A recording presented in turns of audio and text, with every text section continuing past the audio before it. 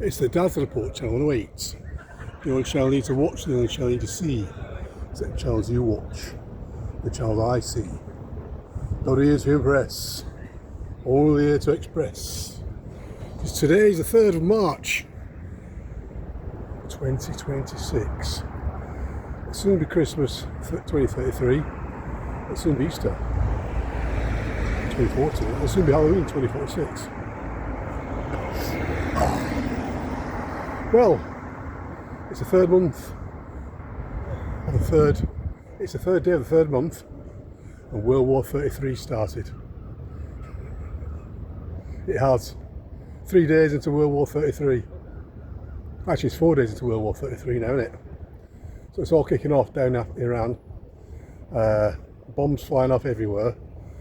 Bombs hitting Dubai, Bahrain, Qatar. I think Oman got, American bases getting targeted. I think some in Jordan too. I believe an RAF base got hit in Cyprus. So far, Keir Starmer has said he's not going to get the British military involved, but I think that's going to happen somehow. And the French, I've heard a rumour the French are going to get involved too. So this is going to effectively, it's got all the trimmings of World War III. Anyway, I'm outside the Ministry of Defence building. I thought it's an apt place to do this little chat. Ministry of Defence with burlesque birds outside. It's like very, very communist, very Soviet Unionish, isn't it? Like a Soviet Union building. The Ministry of Defence main office. So yeah, what better place than to do this video than outside the outside the Ministry of Offence.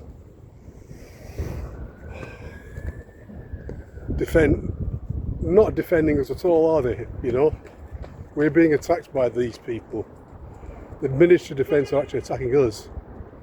They're fighting on behalf of the tiny hats banking class. And now what's going on with this big war hitting Iran, the Straits of Hormuz, I think it's called, the tiny 70-mile channel of water coming out of the Gulf of the Arabian Gulf into the Arabian Sea. So it's the Persian Gulf, isn't it? Is it the Persian Gulf or the, I don't know. It's a small, anyway. It's a major, 1/5 of the world's oil comes out of there from both Saudi and Iran and other royal rich Arab nations on that stretch of coastline. Is it the Arabian Gulf? Correct me if I'm wrong. But yeah, the Gulf War, isn't it? Yeah, it must be. The Gulf War, it's another Gulf War, isn't it? Bit different this one though. The Iranians can fucking fight back. They can fight back. This is not Iraq, this is not Syria, this is not Jordan. Sorry, not Jordan. Libya. This is not Libya. This is not Afghanistan. This is a strong country with a strong military. Allegedly, the Ayatollah died the first day of bombing. Isn't it weird how that happened? It's strange, isn't it? Take it with a pinch of salt. Of course, I'm not going to get into this in this video now, but there's lots of indications to suggest that the tiny hats themselves are running Iran and playing it from that side, you know. Crypto Shiite Muslims, just like you've got the crypto Wahhabi Muslims in Saudi Arabia, who are the bitter enemies of Iran. And the Wahhabi, it's well known that they're actually tiny hats, crypto 4x2s, you know. And yeah, it's all kicking off, man. It's all kicking off. So the oil prices are skyrocketing now. 1/5 of all the world's oil comes out of that stretch, that little tiny stretch of water, the Straits of Hormuz. And China depends on it, India depends on it. Not sure about Russia so much. I mean, they've got their own oil reserve, Russia. Russia can survive on its own. But I'm sure it does buy a lot of oil from the Middle East. But China, you know, China. And they seem like they're backing Iran, you know, so they're getting involved. Then there's a kind of whole domino effect here now, whole chain reaction of events. So a tractor there, protest tractor, stop family attacks, going down to Parliament Square. Yeah. So yeah, there's lots of news coming out. There is misinformation. We don't know for sure what's happening. The mainstream's giving their side. Obviously, the mainstream are saying the Americans are the good guys, the Israelis are the good guys, because the Israelis, they can't attack Iran on their own either.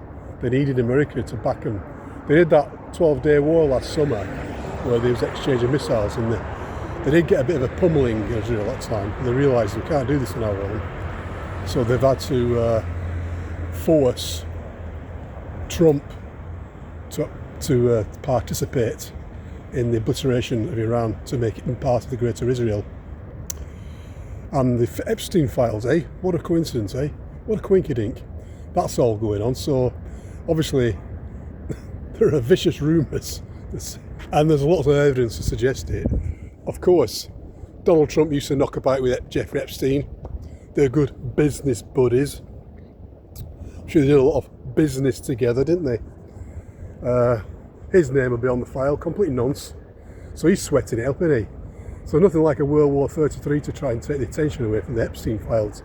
And if he doesn't do what his tiny hat masters tell him, well, we will.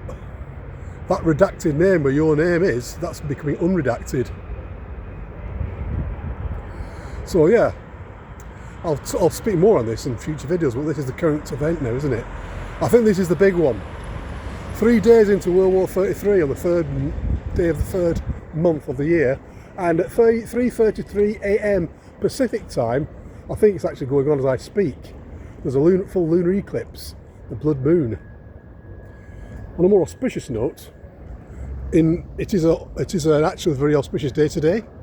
A saint in India who was born, a great saint in India called Gauranga, was born exactly 541 years ago in India, and people who follow in his school of training, his school of thought, that particular school of spirituality, are celebrating all the world today.